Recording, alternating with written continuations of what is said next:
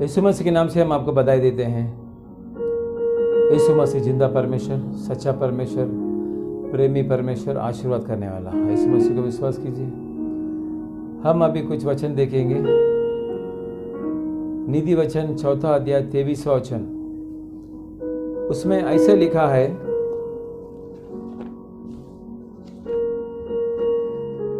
सबसे अधिक अपने मन की रक्षा कर, क्योंकि जीवन का मूल सोते वही है।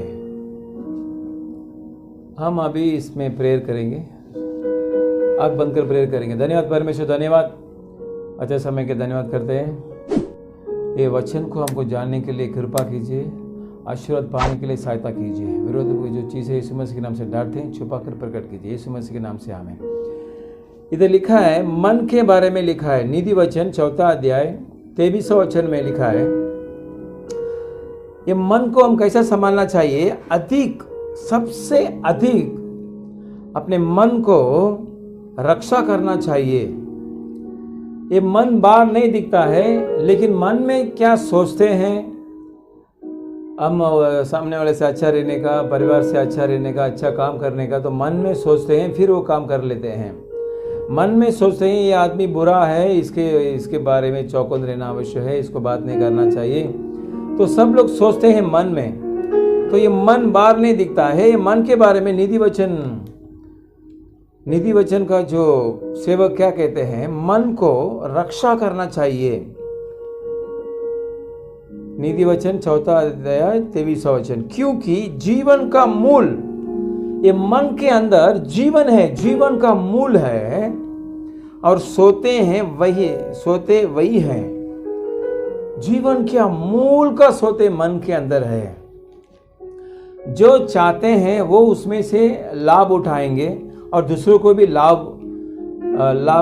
चीज लाएंगे। जो नहीं चाहते हैं वो, उनको भी फायदा नहीं है, दूसरों को भी फायदा नहीं मिलेंगे। क्यों मैं ऐसा कहता हूं, हम और देखेंगे मरकुस का किताब में 7वां अध्याय में ये मन कैसा चीज है कर वो साफ सुख संदेश में यीशु मसीह कहते हैं क्यों मन को हम रक्षा करना जरूरी है। ये मन के अंदर क्या क्या चीज है, ये मन के अंदर क्या क्या चीज है, शरीर के अंदर मन है, क्या क्या चीज है। मरकुस 7वां अध्याय में 20वां वचन ऐसा कहते हैं, फिर उसने कहा, जो मनुष्य में से निकलता है वही मनुष्य को अशुद्ध करता है। ये जो मन के अंदर के जो निकलते हैं बुरे आदत, वही मनुष्य को अशुद्ध करता है। इसमें लिखा है, क्योंकि भीतर से अर्थात मनुष्य के मन से बुरे बुरे विचार, मन के अंदर से बुरे बुरे विचार आते हैं। जो इंसान के अंदर बुरे बुरे विचार है वो बुरा इंसान कहलाता है।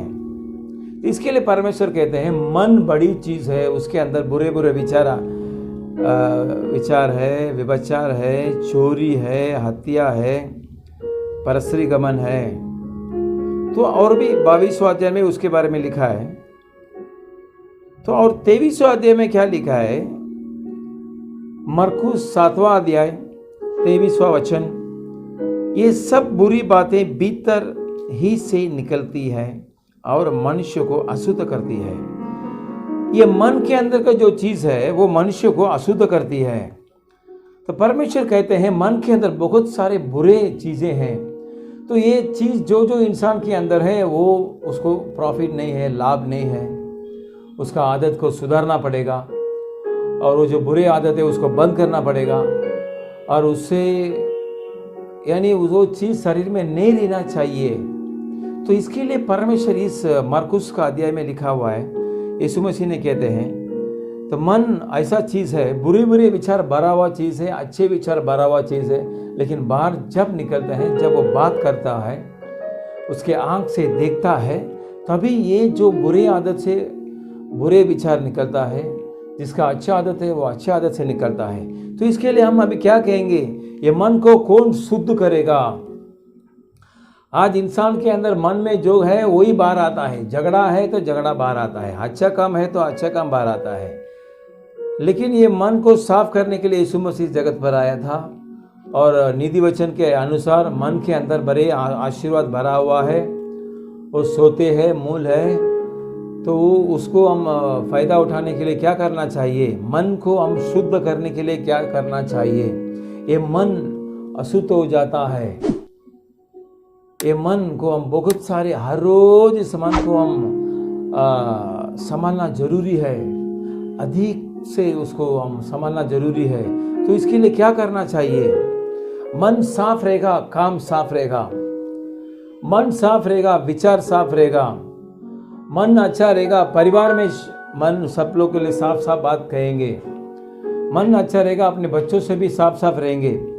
तो ये साफ मन रहने के लिए हम क्या करना चाहिए? इफिसियों की किताब में 5वां अध्याय में ये मन साफ रखने के लिए हम क्या करना चाहिए? मन के अंदर आशीर्वाद है उसको पाने के लिए, और मन के अंदर जो गंदे विचार है उसको निकालने के लिए हमको क्या करना चाहिए?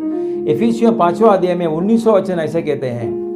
इफिसियों की किताब 5वां अध्याय और 19वां वचन ऐसा 19वां वचन ऐसा कहते हैं, और आपस में भजन और स्तुति गान और आत्मिक गीत गाया करो। अपने मन से अच्छे विचार आने के लिए, मन से शांति रहने के लिए, अपना मन को हम साफ करने के लिए क्या करना चाहिए? भजन और स्तुति, हम भजन करना चाहिए, स्तुति करना चाहिए, यीशु मसीह को स्तुति करना चाहिए। आत्मिक गीत गाया करो, आत्मिक गीत गाना चाहिए। आत्मिक गीत यीशु मसीह के द्वारा जो आत्मिक गीत, बहुत सारे गीत हैं, वो गीत आप और मैं गाएंगे तो मन साफ हो जाएगा, मन का विचार क्लियर हो जाएगा, मन के अंदर आशीर्वाद हम पा सकते हैं। ऐसे कर इफिसियों की किताब में लिखा हुआ है। अपने अपने मन में प्रभु के सामने गाते और कीर्तन करते रहो। हम जब गाएंगे और कीर्तन करेंगे तभी अपना मन में शांति बढ़ेगा, मन का जो बुरे विचार चला जाएगा, अच्छे विचार आ जाएगा। और इधर लिखा है, सदा सब बातें के लिए हमारे प्रभु यीशु मसीह के नाम से परमेश्वर के पिता का धन्यवाद करो। देखो कितना अच्छा लिखा है पवित्र शास्त्र में। इस संसार में हमको आशीर्वाद चाहिए, मन साफ रहना चाहिए। मन साफ रहेगा तो हमको बोझ नहीं रहेगा, टेंशन रहेगा। मन में टेंशन आ जाता है, मन में बोझ आ जाता है तो इंसान कमज़ोर हो जाता है, इंसान काम में अपना ध्यान नहीं रखता है। तो ये मन को साफ रखना चाहिए। हम धंधा करते हैं तो काम करते हैं, ये सब में मन का जरूरी है। जब टेंशन नहीं रहेगा तो वो इंसान अच्छा रहेगा। हमारा प्रभु यीशु मसीह के नाम से परमेश्वर पिता का धन्यवाद करते रहो। मसीह के भय से एक दूसरे से अधीन रहो। देखो यही भी बड़ा चीज है, मसीह के भय से एक दूसरे के अधीन रहो। मसीह को भय रहना जरूरी है, एक दूसरे से अधीन रहना जरूरी है। मैं बड़ा है, मेरा काम बड़ा है, तो ऐसा सोचेंगे तो मन में बुरे विचार आ जाएगा। मसीह के भय से एक दूसरे से अधीन रहो। हम जब अधीन रहते हैं तो तभी प्रेम आता है, शांति आता है, दूसरे को विचार में हम सही ढंग से हम रह सकते हैं। तो ऐसा हम रहते समय में हमारा तो हम मन के बारे में देखते रहे हैं। मन में भजन हम करेंगे, परमेश्वर यीशु मसीह को स्तुति करेंगे, परमेश्वर पिता का धन्यवाद करते रहो। हम परमेश्वर को धन्यवाद करते रहेंगे तो परमेश्वर हमको आशीष करेंगे। ये मन को परमेश्वर शाम अच्छे विचार को भरेंगे। ये मन में बुरे बुरे विचार नहीं आएंगे, विचार नहीं आएंगे। ये मन में बहुत सारे इंसान कमजोरी है, मन में कमजोरी है, कमजोर के वजह से उनको बहुत सारे नुकसान आ जाता है। ये मन का कमजोरी हटाने के लिए इफिसियों का किताब वाला क्या कहता है? 5वां अध्याय में क्या कहता है? 21वां अध्याय 20 वचन 21 वचन क्या कहते हैं? सदा सब बातों के लिए हमारे प्रभु यीशु मसीह के नाम से परमेश्वर पिता का धन्यवाद करते रहो। कौन सा भी कम है, ज्यादा है, घटी है, कमी है, नुकसान है, तो हम क्या करना चाहिए? हमारे प्रभु यीशु के मसीह के नाम से परमेश्वर पिता का धन्यवाद करना चाहिए। हमको कहना चाहिए परमेश्वर यीशु मसीह धन्यवाद, धन्यवाद, धन्यवाद, धन्यवाद, पिता धन्यवाद, यीशु मसीह धन्यवाद। हम ऐसे धन्यवाद करते समय में परमेश्वर हमारा मन को अच्छा विचार से भरेंगे। हमारे मन का जो बुरे बुरे विचार हमको नुकसान लाते हैं, धंधे में, काम में, हमारे विचार में, तो ये सब सही हो जाएगा कहकर पवित्र वचन कहते हैं। उतना नहीं है, मसीह के भय से, मसीह का भय हमारा रहना जरूरी है। मसीह बड़ा है, हमारा परमेश्वर है, उनका भय मानना जरूरी है। तो वही लिखते जा रहे हैं, मसीह के भय से एक दूसरे के अधीन रहो, एक दूसरे से मेल मिलाप कर कर अधीन रहना आवश्यक है।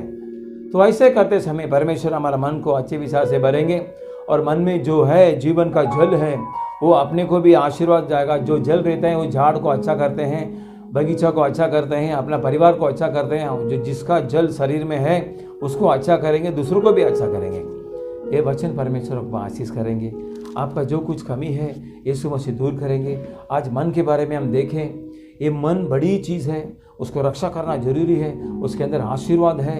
आप बहुत जन को मालूम नहीं है, उसके लिए झगड़ा आ जाता है, टेंशन आ जाता है, कमजोरी आ जाते हैं, कमी आ जाते हैं, बीमारी आ जाते हैं। तो ये मन के बारे में हम देखा, नीति वचन में देखा, मरकुस में देखा और इफिसियों की किताब में देखा। तो आप घर में जाके पढ़िए, इसमें और भी आशीर्वाद परमेश्वर आपको बताएंगे, आपको आशीष करेंगे। हम आँख बंद कर प्रार्थना करेंगे। परमेश्वर धन्यवाद, ये वचन जो सुने उनको आशीर्वाद कीजिए, मन को शुद्ध कीजिए परमेश्वर। उधर बहुत सारे आशीर्वाद का जल है, जीवन का जल है, वो लोग पाकर आशीर्वाद को स्वीकार करने के लिए कृपा कीजिए। काम धंधे को आशीष कीजिए, शरीर को आशीष कीजिए, बीमारी को दूर कीजिए। धन्यवाद। हो रहा माला हरा खबरिया परमेश्वर रगबा रगबा रगबा। जो कोई बीमारी है, कमजोरी है, यीशु मसीह के बाहर जाने के लिए कृपा करते हैं। हम अभी प्रार्थना करते हैं, लेकिन सुनने वालों को आप चंगा कीजिए, सुनने वाले को कमजोरी दूर कीजिए, जो चाहते पूरे कीजिए, बलकर आशीर्वाद कीजिए। बीमारी है जो कोई आशीर्वाद कीजिए परमेश्वर। अब आपका बात हम कहते हैं, आपके अंदर मन रख दिया, आप आशीष करेंगे। हम यीशु मसीह के नाम से मांगते हैं पिता, आमीन।